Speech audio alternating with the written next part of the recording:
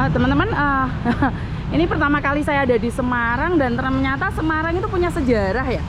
Lawang Sewu. Waduh, jadi ini pertama kali saya kesini dan saya diizinkan untuk ngambil ya, di shoot ya. Jadi, oh di sini ada loketnya.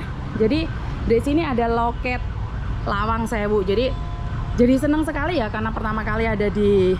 Halo Mbak tak nanya-nanya dulu nih, sudah izin soalnya. Permisi Mbak tiketnya berapa ya harganya nih kalau boleh tahu? Dewasa 20.000, untuk anak-anaknya 10.000. Dewasa 20.000, anak-anaknya 12.000. Lek kesini bawaan nih anak-anak ya, jangan lupa ya buat teman-teman. Jadi matur nuwun nggih. Oke, ini pertama kalinya ya orang Jawa karo Jawane itu ya apa toh? Nah, di Lawang Sewu ini katanya banyak sejarah. Nah, saya tuh malah nggak tahu ya, saya harus belajar ini. Jadi di sini mulai start tuh, waduh, ini boleh belajar bahasa Inggris ini. Jasa pemandu Lawang Sewu. Waduh, ada jasanya toh di sini, Pak? Nggih. Selamat sore. Kenalan, Ibu. selamat sore. Iya, Inggih. selamat datang di Lawang Sewu. Inggih, Bapak. Saya Aslinipun? Lawang Sewu. Saya Junet Bu dari Semarang. Oh, inggih. Bapak, kalau boleh tahu nih, masuk sini saya sudah bayar. Terus kalau saya bawa Bapak ini perlu bayar nggak Pak nih? Oh ya, kalau kita kan memang namanya jasa pemandu, Inggih. pasti ada fee-nya Ibu. Oke, siap. Nanti kita bicarakan ya Pak. Siap. Monggo, saya pingin tahu nih Lawang Sewu karena teman-teman saya nih dari Hongkong pingin tahu Lawang Sewu itu apa gitu loh Pak. Iya Ibu. Inggih, Siap. monggo. Silakan. Aduh, ini pertama kali saya ini. Loh, munyer ya, ini munyer iki. Nah, ngeluh iki, ngeluh. Waduh.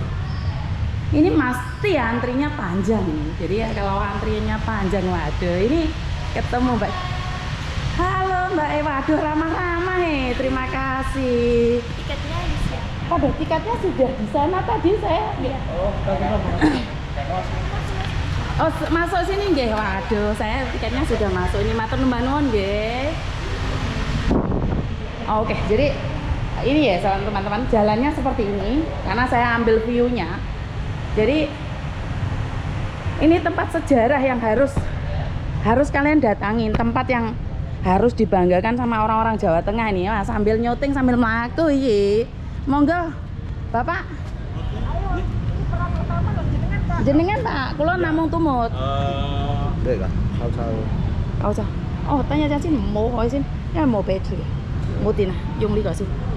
Oke, nggih Bapak. Bu, nanti rutenya kita mulai dari sana. Oh, injih. Maaf, ini apa-apa yang perlu nanti panjenengan ambil, Nggih. mungkin bisa dikoordinasikan saja dengan saya dulu, yang perlu yang mana, yang tidak yang mana. Oh, diambil tuh dalam arti apa, Pak? Apa Ibu terus nyuting terus atau bagaimana? Oh, ada aturannya nggih, Pak nggih? Tidak sih, cuma kan takutnya mungkin ini perlu apa tidak, atau ketika kita seperti ini perlu disyuting atau tidak. Jadi apa ketika saya menjelaskan objeknya saja. Oh, injih. Oh, Nah, siap. Nah, ini adat istiadat harus ada nih. Tidak semuanya harus dipublikasikan nggih, Bapak nggih. Monggo, Bapak. Siap, sudah? Nggih, monggo. Silakan. Oh. Ya, sekali lagi saya ucapkan selamat datang Ibu. Injih. Ya, di Komplek Area Lawang Sewu. Injih. Salam kenal, saya Junet. Satu kebanggaan bisa mendampingi Ibu ketika datang ke Lawang Sewu ini. Kira-kira sudah pernah ke Lawang Sewu atau baru pertama Bu? Ini pertama kali Pak, makanya Wis. saya harus bingung tadi minta izin syutingnya juga. Monggo, silakan. Nggih. Ya. Ya teman-teman, ini pertama kalinya ya buat teman-teman yang pertama kalinya masuk ke sini, ternyata harus tetap ada unggah-ungguh. Sopan santun itu diperlukan ya, jadi ada sesuatu yang boleh di shoot dan ada sesuatu yang tidak boleh di shoot. Jadi nggak seenaknya karpe dhewe ya. Oke. Kok dinamakan Lawang Sewu nih kepripun, Pak?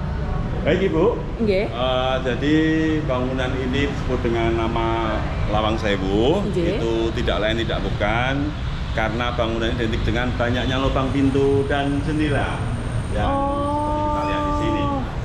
Ya. Dan dalam artian filosofi Jawa, Nggih. saking banyaknya lubang pintu dan jendela sehingga disebut dengan nama itu. Oh, injih. Ini jadi kau telepon gimana? Nhất chín có môn học. Chính cái đấy, thấy chung bộ có môn học.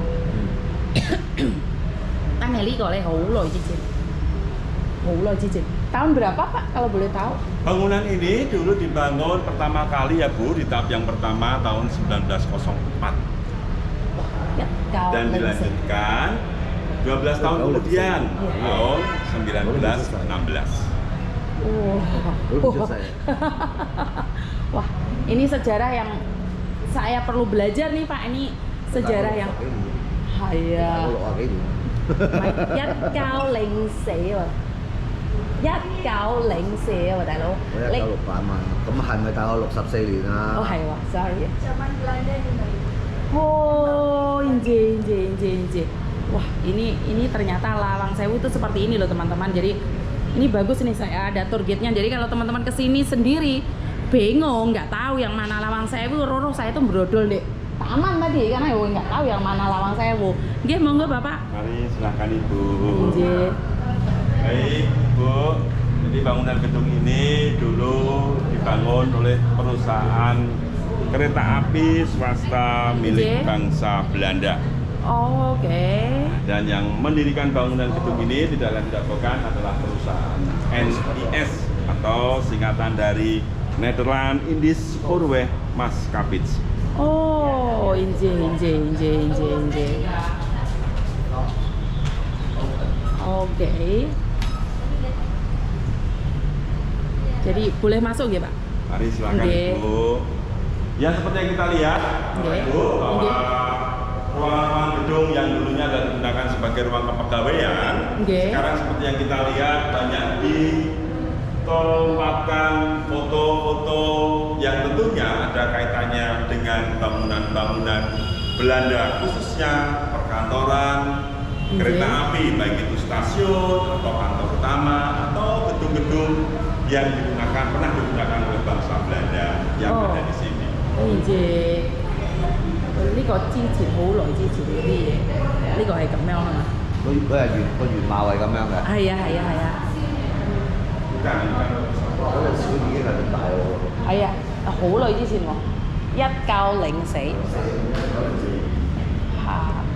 ，1904Stasiun Pasar Senen.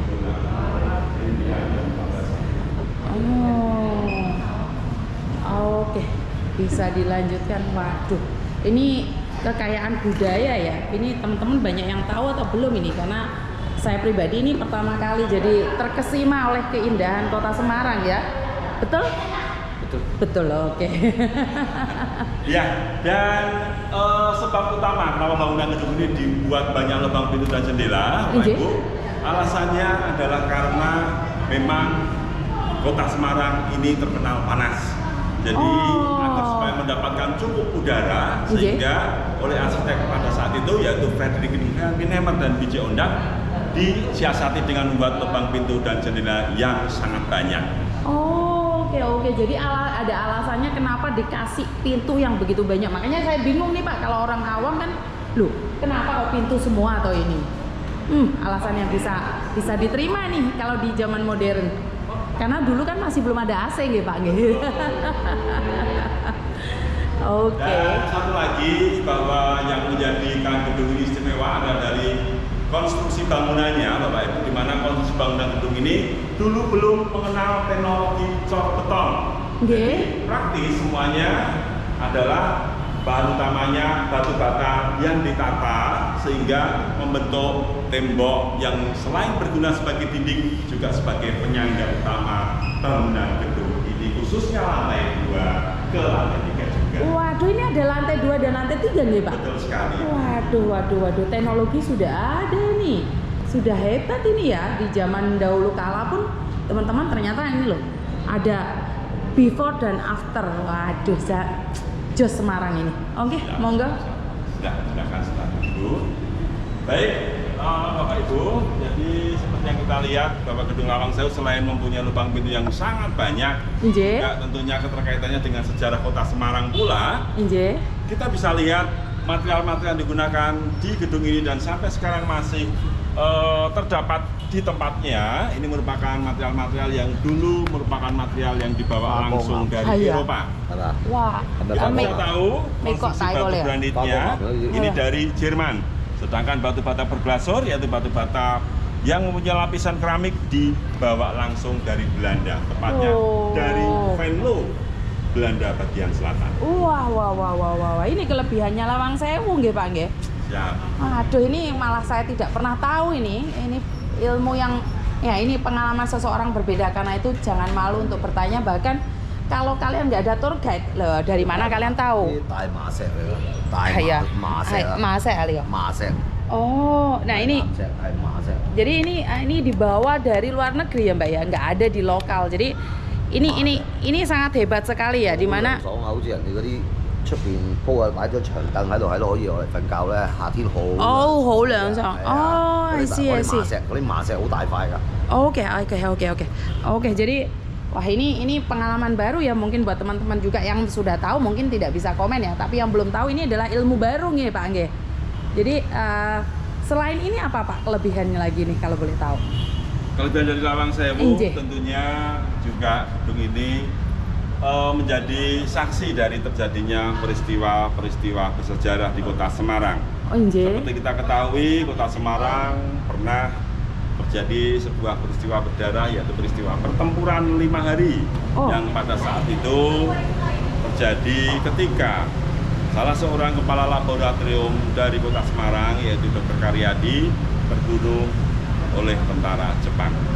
Oke. Dan itulah yang menyebabkan gedung ini sangat luar biasa, karena memang pada saat itu Lawang Sewu selain menjadi kantor kereta api Belanda juga pernah dipakai pula sebagai kantor kereta api Jepang. Oke. Jadi ini sangat bersejarah sekali tempat ini nggih Pak nggih. Oke, jadi sangat senang sekali lebih mengenali dan suasananya sangat nyaman sekali nggih Pak nggih. Pepohonan di sini benar-benar dilestarikan ya Pak ya.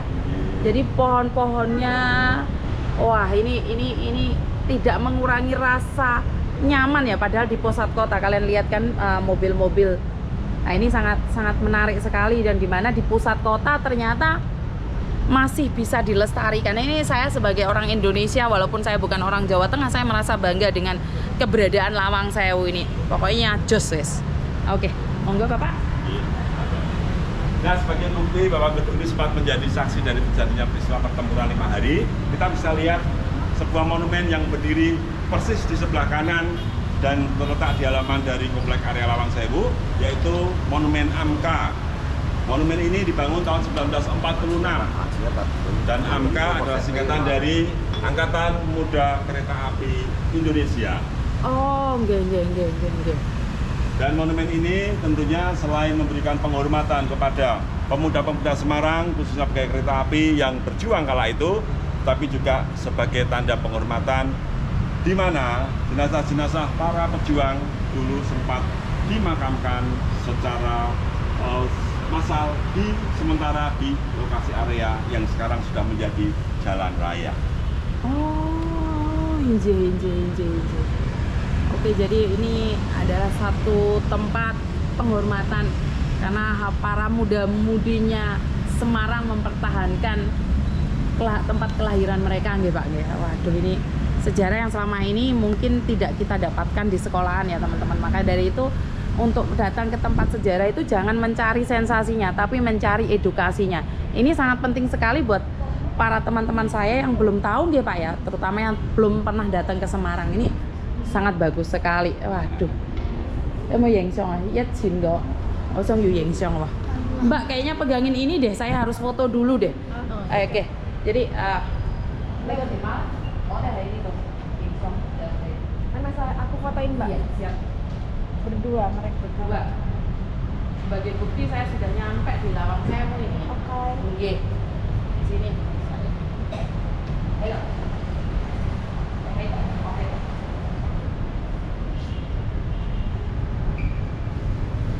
Siap? 1, 2, 3. Lagi. 1, 2, 3. Oke. Ada 2 versi depan dan 2. Terima kasih. Terima kasih. Nggih. Monggo Bapak. Siap. Baik Ibu, Bapak, setelah ini akan saya ajak panjenengan di ruang tengah dari gedung A, untuk melihat sebuah hasil karya dari seniman lukis Belanda. Waduh. Yang merupakan hasil karya luar biasa, yaitu seni lukis di atas kaca. Sering dikenal dengan kaca mosaik, ya, stained glass atau kaca patri. Monggo kita langsung menuju ke sana. Oke.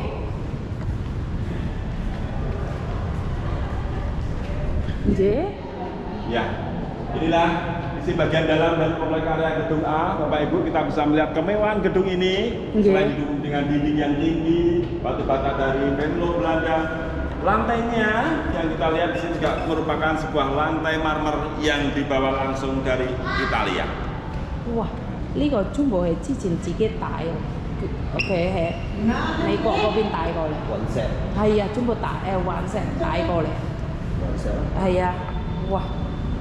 哇！好耐之前喎，1904年喎。係咯。好耐之前噶咯喎，已經呢啲。好嘢。Wah. Dan tentunya selain memberi kesan mewah, dari lantai marmer yang kita lihat sekarang ini juga bermanfaat pula untuk bisa membantu sebagai sistem pendingin ruangan secara alami. Oh, inje. Oke. Mari Bapak Ibu, sekarang saya ajak panjenengan Anda untuk melihat hasil karya seniman lukis dari Belanda. Iya.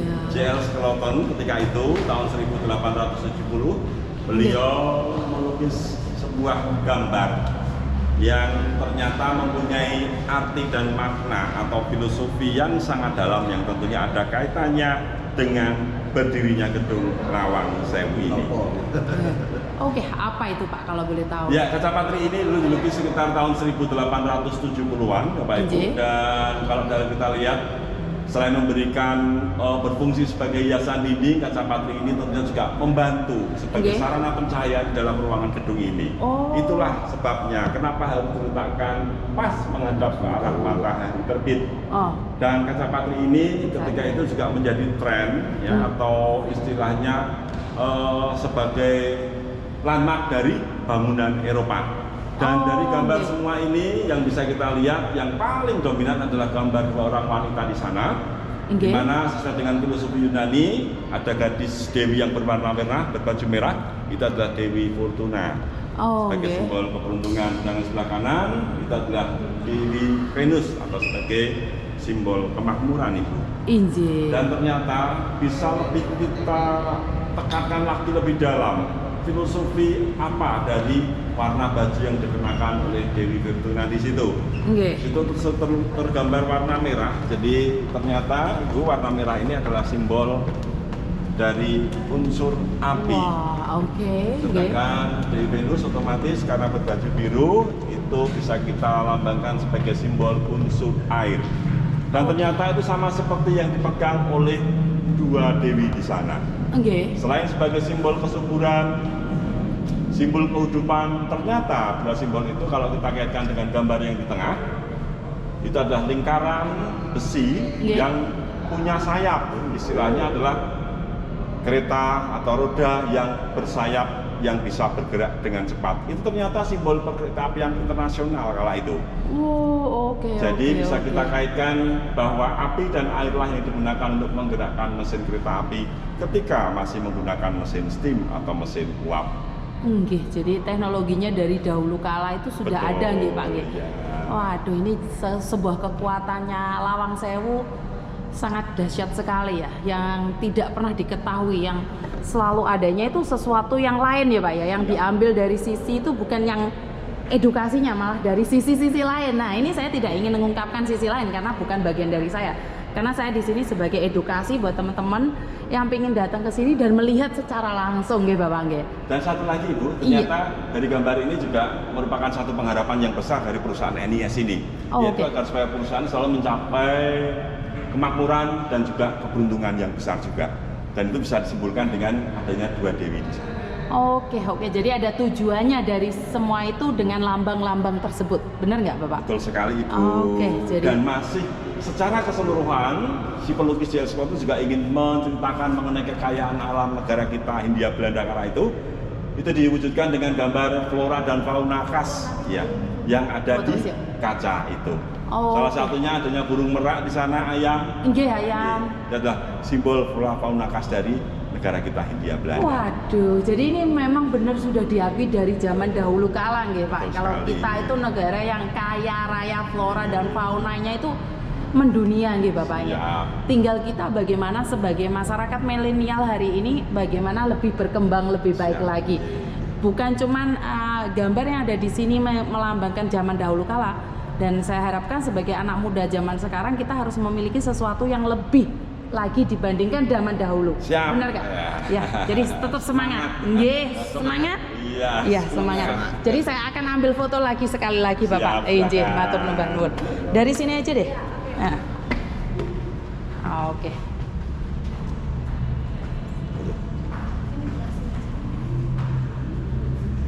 Susah mah. 1, 2, 3. Lagi. 1, 2, 3. Oke. Jadi ini sangat menarik sekali ya. Ternyata ini ini suatu keindahan yang di zaman dahulu sudah ada ya. Saya terkagum-kagum ini malahan ini. Apa yang ada di sini zaman dahulu kala di mana malah saya belum lahir ini. Ternyata teknologi di Lawang Sewu melebihi yang ada hari ini nggih Pak. Ya. Oke. Ada yang lain lagi Bapak? Oke, silakan Oke. saya tunjukkan untuk ruangan lantai berikutnya itu lantai 2. Oh, nggih. Iya, tapi mohon maaf Ibu, khusus Injih. lantai 2 Injih. dalam rangka tetap menjaga kelestarian bangunan gedung ini dari Injih. kemungkinan kerusakan, Injih. maka mungkin untuk sementara waktu lantai 2 memang tidak diperuntukkan untuk pengunjung umum. Oh, injih. Ya. Bisa dipahami sih Pak, karena saya pribadi lebih menghormati kebudayaan kita sendiri dibandingkan saya harus ngevlog dan mencari sensasi. Jadi saya akan menghormati lingkungan saya. Jadi kalau bukan saya yang menghormati, siapa lagi? Bener nggih Bapak nggih? Dan tentunya akan diizinkan ketika mendapatkan izin dari pihak pengelola. Oh, Dan injih. biasanya Ibu Injih. digunakan untuk foto-foto prewedding. Oh, jadi buat Iya, spesial nggih Pak siap. nggih. Jadi agar mendapatkan privasi yang Lebih. Nggih. Lho, suami saya ini nyuting apa ini? Piye lek kok iso nyutingnya di situ lek? Apa? tembikar. Oh, memang ini ini suatu keindahan ya. Wah. Wah. Nggak bisa di apa lainnya di apa? Sangat indah sekali nggih Bapak. Wah, ini desa ya. Lihat seperti ini saya juga kagum karena di zaman dahulu kala sudah ada teknologi seperti ini. Oke, jadi saya sebagai masyarakat yang tidak mengenal budaya ya, saya bisa bilang saya tidak mengenal budaya, dan ternyata di Lawang Sewu ada sesuatu yang sangat indah, yang tidak hanya sesuatu itu yang dilihat negatifnya saja Bapak. Di Lawang Sewu ini adalah pelajaran bagi saya pribadi adalah yang terindah, di mana zaman dahulu kala iki piye lek Mbak Pak. Menek-menek itu ya apa di zaman dahulu? Ibu. Jadi susunan konstruksi bangunan gedung ini selain belum menggunakan teknologi cat beton, mereka juga menerapkan sistem untuk pencegah panasnya menggunakan tembikar ini Bu. Nggih. Ya, ini hasil karya AHA Kaufman. Tembikar ini perpaduan dari kawan kasa yang di Nggih. atasnya dikasih semacam campuran pasir, kapur, Nggih. dan batu bata merah. Jadi untuk penyejuk ruangan juga. Waduh, bangga pokoknya wes. Nggih. Mungkin lanjut Bapak. Siap. Kalau Suami begitu, saya malah kita tertarik ke di ruangan tempat-tempat yang lain. apa-apa.